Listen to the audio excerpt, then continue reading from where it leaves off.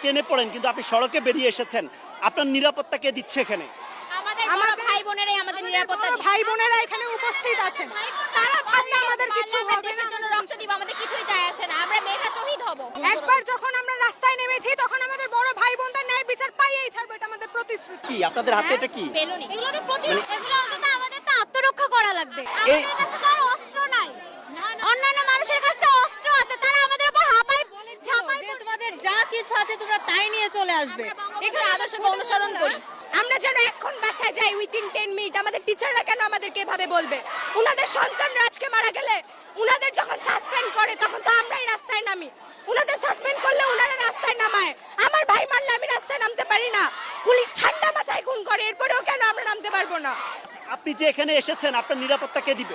আমাদের দেশে বিধানে লেখা আছে, গণতন্ত্রের বিধানে লেখা আছে আমাদের নিরাপত্তা বাহিনী আমাদেরকে নিরাপত্তা দিবে। ওনাদেরকে রাখা হয়েছে সাধারণ মানুষের নিরাপত্তা নিশ্চিত করার জন্য, কিন্তু ওনারা আমাদেরকে উল্টা গুলি করছে, গুলি করে আমার ভাইকে মারছে।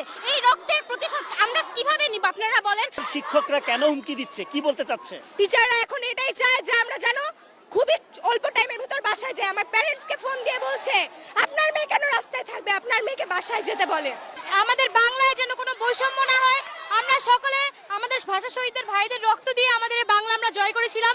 1971 সালের মুক্তিযুদ্ধের চেতনা আমরা বুকে নিয়ে আজকে রাজপথে নেমেছি। আমরা চাচ্ছি আমাদের অধিকার যেন আমরা আদায় করে তারপরই ঘরে ফিরি। মূল আন্দোলনটা আমাদের কোটা বিরোধী আন্দোলন না, আমাদের প্রত্যেকটা ছাত্রাবাসে গিয়ে গিয়ে যেভাবে আমাদের ভাই বোনদের নির্বিচারে হত্যা করা হচ্ছে, পুলিশ বিজেপি গিয়ে ওদেরকে যেভাবে মারছে, আমাদের আবু সাইদ ভাই, রাফি ভাই আপনারা দেখতে পাচ্ছেন, ওদের হত্যার বিচার চাচ্ছি। যদি আমাদের ভাষা যদি আমরা আমাদেরকে কলেজে রাখবে না, ঠিক আছে, আমাদেরকে বহিষ্কার করে, কিন্তু আমরা আজকে ম্যাডামদেরকে আমরা পুরো বলে দিয়ে আসছি যে আমরা কলেজে থাকবো না, দরকার হলে আমরা ক্লাস করবো না, কিন্তু আমরা প্রতিবাদ করবো। 4টা দিন ধরে দেখতেছি যে ছেলে মেয়েরা কিভাবে আহত হচ্ছে, বাসায় থাকতে পারতেছে। আজকে আব্বু আম্মুকে না বলে চলে আসছি।